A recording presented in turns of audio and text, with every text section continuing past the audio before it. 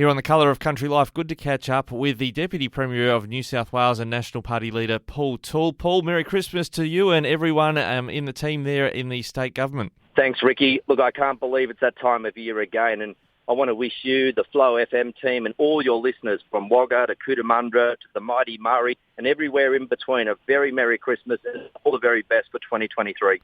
Now, Paul, it's been a very challenging year for people in the Riverina when it comes to flooding. There's a big package of measures you've put out there, I guess, to respond to the next flood emergency, but what are the major priorities for the state government for those communities? Look, it has been a trying year for so many people, and it seems like it's been a never-ending flooding right across the state this year.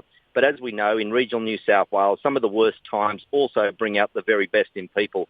And I've seen that driving around the state this year. I average around 7,000 kilometres a month. And what always stays with me is the people in our communities. I see the incredible work that our cops do every day. They've literally saved lives during floods and incredible rescue stories. We're also very fortunate to have some exceptional leaders in our communities as well. People like the Mayor of Denny, who is our Nationals candidate for the seat of Murray, Peter Betts. She's actually been someone who has spent countless days sandbagging and making sure that her community has the latest information to keep them safe. And also the incredible Steph Cook. She's been leading the charge as the Minister for Emergency Services.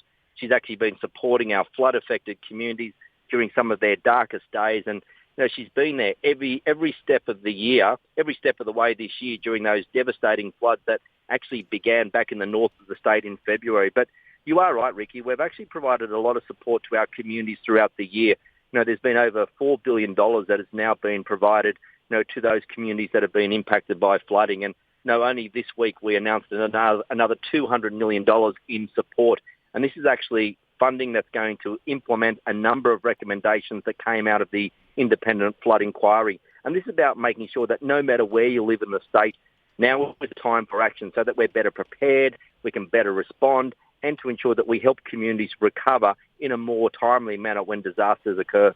Now, Paul, I noticed there was a mention in this package, not the major funding initiative, but about $12 million for spontaneous volunteering. We're fascinated by this initiative. Is it an acknowledgement that it's hard to get volunteers to commit, say, to an emergency service, but we appreciate their help when they can throw their shoulder into it in a flooding emergency, for instance? Well, I think when you have a look at the volunteers in our communities, they are part of an ageing population, and I think we want to get more people involved in volunteering with some of our great organisations, and we're very proud of our organisations like the SES and the RFS, for example, but there are so many different organisations that groups can be a part of, and when you see these natural disasters striking in these local communities, it's the volunteers that actually band together and actually provide incredible support in the local area.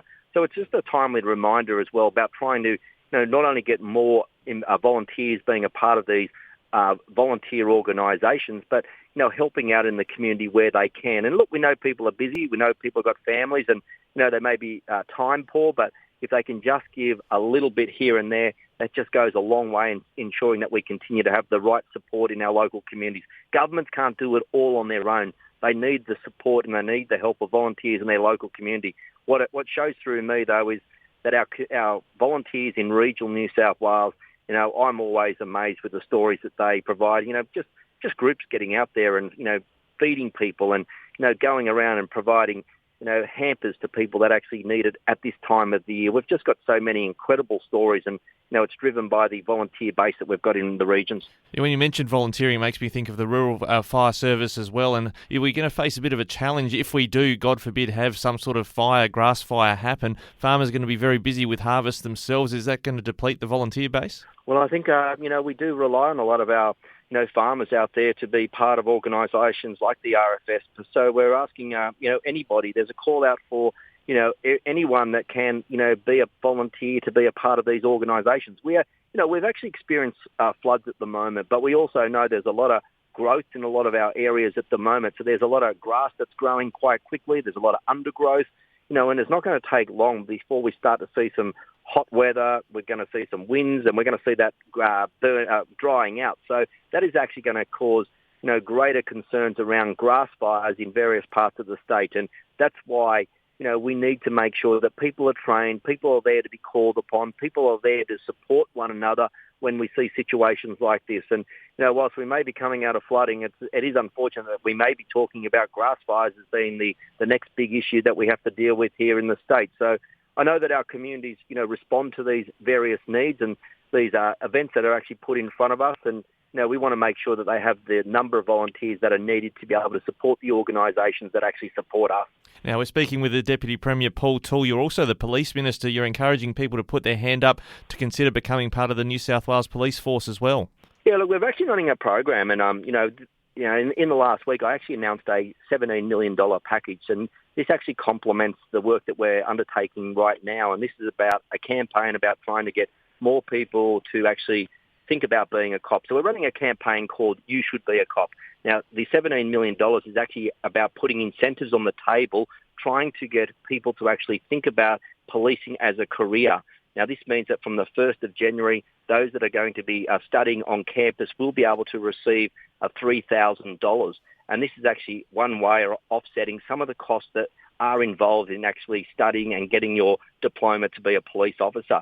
We've also got scholarships on top of that. So we see around about $4.5 million worth of scholarships going out every year. And about 60% of our students actually receive these scholarships. So we want to see more police. I mean, when you talk about police numbers, policing not only in New South Wales but right across the country is quite challenging, as are other labour shortages that we do see. But as the Police Minister, I'm absolutely proud of the work that they've done throughout the year, and just some incredible stories of bravery in our local communities. And I just want to make giving people the opportunity to be a part of it where they need to be.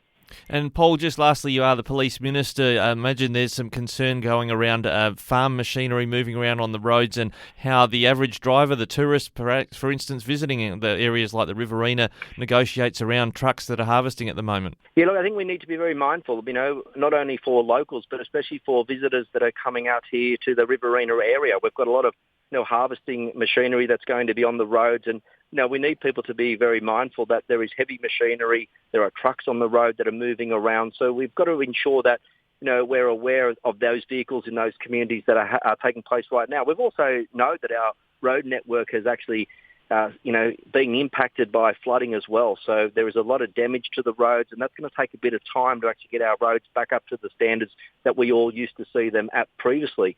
So we need people to take care on the roads, to make sure that they're patient. They're not trying to overtake some of these harvesters where it's impossible to do so, and not only putting their life at risk, but also other motorists and their lives at risk as well. So, it is a busy time of the year. It's an important time of the year, and I know that those farmers that are able to get on and do some harvesting right now, that's a welcome relief for them because it has been a challenging year for many of them out there in the rural sector at the moment.